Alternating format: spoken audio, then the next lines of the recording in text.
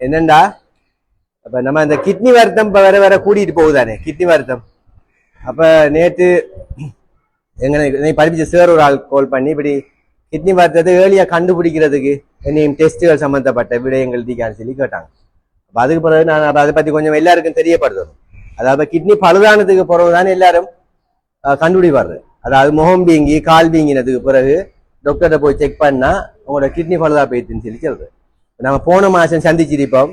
நெல்லா இருந்தவர் பக்கத்து வீடு அடிக்கும் திடீர்னு அப்பல கேள்விப்படுவோம் அவரோட கிட்னி பழுதா போயிட்டான். அதனால நம்ம அந்த ஆரம்ப கட்டத்துல கிட்னியை செக் பண்றல. ஆரம்ப கட்டத்துல கிட்னியை செக் பண்றல சரியானே. அப்ப ஆரம்ப கட்டத்துல கிட்னியை செக் பண்றதுக்கு நாம என்ன செய்யணும்னு சொல்லிச்சேன்னா ஒரு டெஸ்ட் ஒன்று இருக்கு. அந்த டெஸ்ட் நாம செய்யணும். செஞ்சோம்னு சொல்லிச்சேன்னா கிட்னி பழுதாகிற தொடங்குதான்றதை கண்டுபிடிக்கலாம் சரியானே. அதுவும் அந்த யூரின் மைக்ரோ அல்புமின் ஒரு டெஸ்ட் ஒன்று இருக்கு சரியானே. யூரின் மைக்ரோ அல்புமின் ஒரு டெஸ்ட் ஒன்று இருக்கு. அதை நாங்க சீனி வர்த்தகாராக்கள் பிரஷகாராக்கள் எல்லாம் கட்டாயம் செக் பண்ணணும் சரியானே. இப்ப கண்ட்ரோல் இல்லாட்டி சீனி நம்மட கிட்னியை பாதிக்கும் தெரியும் எல்லாருக்கும். பிரஷர் கண்ட்ரோல் இல்லாட்டியும் கிட்னியை பாதிக்கும். வேற சில நச்சு பதார்த்தங்கள் நம்ம உடம்புல அதிக அளவு கெமிக்கல் போட்ட உணவுகள் அடிக்கடி சாப்பிடுறது அதுகளும் எங்களோட கிட்னியை பாதிக்கிறது சான்ஸ் இருக்கு. அதே மாதிரி ஏதாவது கிருமி தாக்கங்கள் அடிக்கடி சலக்கடுப்பு அடிக்கடி வாரு நீர்க்கடுப்பு அடிக்கடி வாரு. அப்ப அதுகளாலேயும் கிட்னி பாதிப்பு வரலாம். அப்ப நாங்க பொதுவா நடக்கிறது கண்ட்ரோல் இல்லாத கட்டுப்பாடு இல்லாத சீனி கட்டுப்பாடு இல்லாத பிரஷர். அப்ப நாங்க இந்த சீனி காராக்கள் பிரஷர் காராக்கள்லாம் கட்டாயம் ஆக குறைஞ்சது ஒரு 6 மாதத்துக்கு ஒருக்கா சரி நாங்க இந்த டெஸ்ட்டை செய்யணும். யூரின் மைக்ரோ அல்புமின் சொல்லி சொல்றது சரியான. யூரின் ஏசிஆர்னு சொல்றது சரியான. அல்புமின் கிரியாட்டினின் ரேஷோன்னு சொல்றது யூரின் ஏசிஆர். நம்ம இப்ப சீனிக்காராக்களுக்கு 3 மாதத்துக்கு ஒருக்கா டெஸ்ட் செய்யறோம் தானே. HbA1c ஒரு டெஸ்ட் செய்யறோம் சீனிக்காராக்களுக்கு 3 மாதத்துக்கு ஒருக்கா. அது என்னத்துக்கு என்னன்னா சீனியால நம்ம உடம்புல பாதிப்புகள் ஏற்படுதான்னு பாக்குறது. அதே மாதிரி கிட்னில பாதிப்புகள் ஏற்படுதா கிட்னி பழுதாக தொடங்குதான்னு பாக்குறதுக்கு தான் இதை செய்யறேன் யூரின் ஏசிஆர். இது பெரிய ஹாஸ்பிட்டல்ல செய்வாங்க. நம்ம சின்ன ஹாஸ்பிட்டல்ல இல்ல. ஆனா நாங்க பாலமுனையில அதுக்குரிய சென்டர் ஒன்று இருக்கு. அதுக்கு நாங்க யூரின் எடுத்து அனுப்பினோம்னா அவங்க செக் பண்ணி நம்மளுக்கு ரிப்போர்ட் தருவாங்க சரி. அதை வெளியில செய்யறதா ஒரு 1800 ரூபா போகும். அது ஆனா 6 மாதத்துக்கு ஒருக்கா தான் செய்யறது. நம்ம ஒவ்வொரு மாசம் செய்யறதில்ல அது. அப்ப அது இப்ப நாம கிட்னி ஒன்று பழுதானா ஒரு கோடி வேணும். ஒரு கிட்னி ஒன்று பழுதானா ஒரு கிட்னி மாத்திரத்துக்கு ஒரு கோடி செலவழிக்கும் என்ன. அது முடியறதும் இல்லை. செஞ்சதுக்கு போறவும் தொடர்ச்சியா குளிசா மருந்துல ஏறிக்கணும் வாழ்நாள் பூரா. அது லேசா இது ஒரு 1500 ரூபாய் செலவழிச்சு 6 மாதத்துக்கு ஒருக்கா நம்ம கிட்னிகள்ல பிரஷரால பாதிப்பு இருக்கா சீனியால பாதிப்பு இருக்கான்னு பாக்குறது லேசானது நாம தீர்மானிச்சா சரி சரியான. கவர்மெண்ட் ஹாஸ்பிட்டல்ல செய்யக்கூடிய வசதி இல்லாம போனா ஏதாவது கெமிக்கல் முடிஞ்சு அப்படி ஏதாவது பிரச்சனை வந்தா நாங்க அதை கட்டாயம் செய்து பார்க்கணும் சரியான. செய்து பார்த்தோம்னு சொல்லிச்சுன்னா அதுல அந்த 30க்கு குறை இருந்தா சரியானே. அந்த யூரின் மைக்ரோ அல்புமின் சொல்றது 30 விட குறை இருந்தா சரியானே நம்மளுக்கு பாதிப்பு இல்லை சரியானே. 30க்கும் 300க்கும் இடையில வருதுன்னு சொன்னா அதை சொல்றது இப்பதான் கொஞ்சம் ஸ்டார்ட் பண்ணுது. அதாவது உங்களோட யூரின்ல புரோட்டீன் போறோம்பாங்க. இப்ப யூரின்ல புரோட்டீன் போகுதாம் அவருக்குன்னு சொல்லிச்சுன்னா கிட்னி பழுதா போயிடுச்சு கருத்து. இப்ப இதுல அந்த 30க்கும் 300க்கும் இடையிலங்கிறது மைக்ரோ அல்புமின் யூரியான்னு சொல்றது. மைக்ரோன்னா சின்ன கட்டின் சின்ன சின்ன புரத துணிக்கைகள் போகுது. அப்ப உங்களோட கிட்னி பழுதாக தொடங்குது. அப்ப நாம இதை அறிஞ்சோம்னு சொல்லிச்சோன்னா நாங்க கடும் கட்டுப்பாடா இருந்து ஒழுங்கு அதுக்குரிய மாத்திரைகளை சரியான விசேட வைத்திய நிபுணர்கள் எல்லாம் அதுக்கு இருக்காங்க கிட்னி வருத்தத்துக்கு சொல்லி அவங்கள சந்திச்சு குளிசைகளை கொஞ்சம் மாற்றம் செஞ்சு நாங்க மேலதிகமான பாதிப்பு வராம எங்களை பாதுகாக்கிறதுக்கு அது உதவும். ஆகவே இந்த டெஸ்ட்டை கட்டாயம் நாங்க செய்யறோம். அதுக்கு ஃபாஸ்டிங் சாப்பிடாம இருக்க ஒன்றும் இல்லை. யூரின் தாண்டி செக் பண்ணி பாக்குறது. யூரின் எடுத்து பாக்குறோம் நாங்க சரியானே.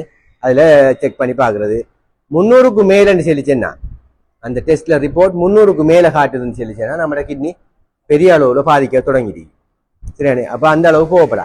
நாம நார்மலா யூரின் எடுத்து செக் பண்ண தானே நம்ம ஹாஸ்பிட்டல்ல யூரின் செக் பண்ண தானே யூரின் ஃபுல் ரிப்போர்ட்னு சொல்லி அதுல அந்த பெரிய அளவுல போனா தான் காட்டும்.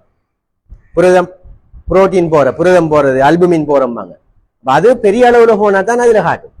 நான் சொல்றது அந்த சின்ன அளவுல நம்மளுக்கு கண்ணுக்கு தெரியாத அளவு துணிக்கைகள் போகக்குள்ளையும் காட்டுறதுதான் இந்த மைக்ரோ அல்புமின் சொல்றது. அது காட்டுறதுதான் அந்த நான் சொல்ற டெஸ்ட். அப்ப நாங்க கட்டாயம் எல்லாரும் நம்ம இதுல பிரஷர் கிளினிக் வாராக்கள் இருக்கோம். அப்ப நாங்க ஒரு 6 மாதத்துக்கு ஒருக்கா நாம அந்த டெஸ்ட்டை செய்யணும். நாங்க இங்க பிளட் யூரின் எடுத்து பாலமுனைக்கு அனுப்பி செய்வோம் அது. அப்ப நீங்க கட்டாயம் டாக்டர் மாட்டோம் ஞாபகப்படுத்தணும். அப்ப கிளினிக்ல பிஸி ஆகல. இப்ப நாமளும் என்ன செய்யற குயிக்கா டாக்டர் குளிச்சு எழுதித்தாங்கன்னு எடுத்துட்டு தானே பாக்குறேன். சரி, அப்ப நாம கொலஸ்ட்ரால் பார்த்து மிச்சங்காலம் ஆகுது, யூரின்ல இந்த கிட்னி பார்த்து மிச்சங்காலம் ஆகுதுன்னு சொல்லிச்சுன்னா நாங்க அந்த டெஸ்டையும் செய்யணும். நாம இந்த கால பழமையா கிட்னி டெஸ்டோடு செய்யறோம் தானே, பிளட்ல எடுத்து பார்க்கோம், ரத்தத்துல. அதெல்லாம் வந்து கொஞ்சம் கூடினதுக்கு பொருளான்னு அது காட்டுறது, கிரியாட்டினின் பாக்குறது. நான் சொல்ற யூரின்ல காட்டுறது வந்து ஆரம்ப கட்டத்துல பாக்குறது. அப்ப அதை கொஞ்சம் நீங்களும் ஞாபகப்படுத்தணும். ஞாபகப்படுத்தி 6 மாசமா போயிட்டு அதுல மிச்சம் 1 இயரா போயிட்டு இருந்தாலும் நாங்க கட்டாயம் அதை ஞாபகப்படுத்தி செக் பண்ணுங்க. சரி, அதுக்கு ஒரு நாங்க ஒரு டேட் ஒன்று தருவோம். அந்த டேட்டுக்கு வந்தீங்கன்னு சொல்லிச்சுன்னா, யூரினை எடுத்துக்க வந்தீங்கன்னு சொல்லிச்சுன்னா அதை நாங்க பாலமணிக்கு அனுப்பி செக் பண்ணி உங்களோட ரிப்போர்ட்டை பார்க்கலாம். சரி, ஆகவே தயவு செய்து நாங்க அந்த உபாதைகள் ஏற்பட்ட வார விளைவெல்லாம் உங்களுக்கு தெரியும். ஒரு கிட்னி ஒன்று பழுதானா ஒரு குடும்பத்துல ஒரு ஆளுக்கு, உமாக்கு, வாப்பாக்கு அல்லது சௌரங்களுக்கு யாருங்க ஏற்பட்டா எவ்வளவு சுமன்றதை யோசிங்க. அது முடிய மாட்டா.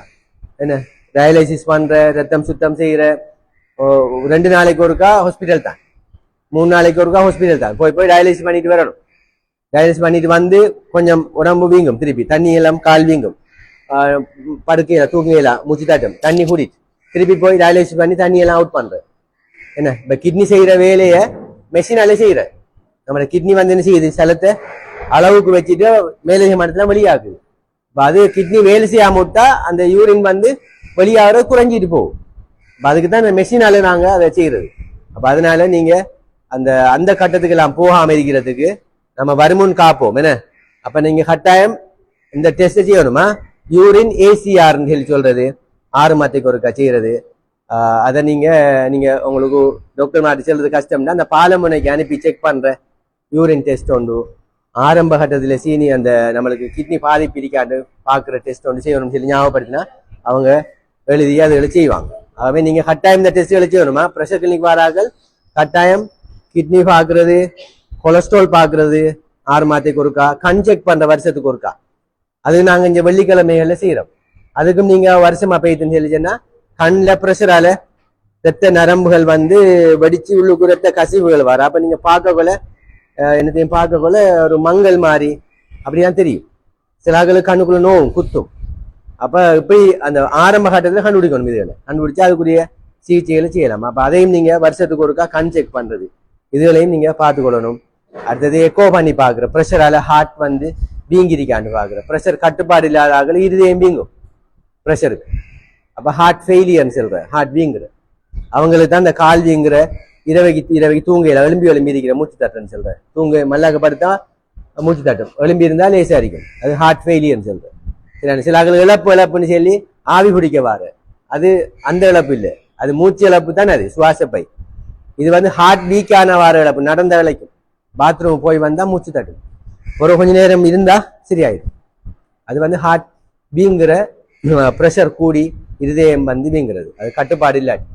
இப்படியான டெஸ்ட்டுகளை வந்து கட்டாயம் நீங்க இந்த செவ்வாய்க்கிழமை நம்ம பிரஷர் கிளினிக் வாராக்கள் செய்து கொள்ளணும். செய்து அந்த ஆரம்ப கட்டங்கள்ல நாங்க கொஞ்சம் என்னன்னா, நாம வந்து வளமையா நம்மளுக்கு பாதிப்பு ஏற்படும் வரை நாங்க வந்து கூட பேர் வந்து கேர்லெஸ் ஆகிக்கிற கவனிக்கணும். பாதிப்பு ஏற்படும் வரையில் எனக்கு ஒன்றும் இல்லானே, இப்ப ப்ரெஷர் கூடி இருக்கும், தலை சுத்து இல்லை, எனக்கு தலையீடு இல்லை, எனக்கு ஒரு வித்தியாசமும் இல்லை. ப்ரெஷர் கூடி எனக்கு மதிப்பெண் எனக்கு தெரியும். நீ சில ஆக்கள் டேப்லெட் ஒழுங்கா போடுறல, சரியானு. அப்ப ப்ரெஷர் வந்து 50% ஆக்களுக்கு அறிகுறி ஏறிக்காதாம். ப்ரெஷர் கூடினாலும் 50% ஆக்கள் அறிகுறி காட்டாது, ஒரு 50% ஆக்கள் தான் அறிகுறி காட்டும். தலை சுத்து வாருது, தலையீடு வாரு, பிடரி கடுக்கிறது, கண்மங்கள் மாதிரி வாருது எல்லாம், உடம்பு டைட் அடிக்கிற மாதிரி வீங்கின மாதிரி இருக்கிறது எல்லாம் ஒரு 50% தான். மிச்சம் 50% இருக்கு ஒண்ணுமே அறிகுறி இல்லை. திடீர்னு போல பாரிசபாதம் வந்ததுக்கு பிறகுதான் ப்ரெஷர் தெரியும். ஆகவே நாங்க உபாதை ஏற்படுறதுக்கு முதல்லயே நாங்க எங்களை பரிசோதிக்கிறதுக்கு நாங்க எல்லாரும் பழகிக்கொள்ளு கேட்டு விடைபெறுகின்றேன். நன்றி. அஸ்ஸலாமு அலைக்கும்.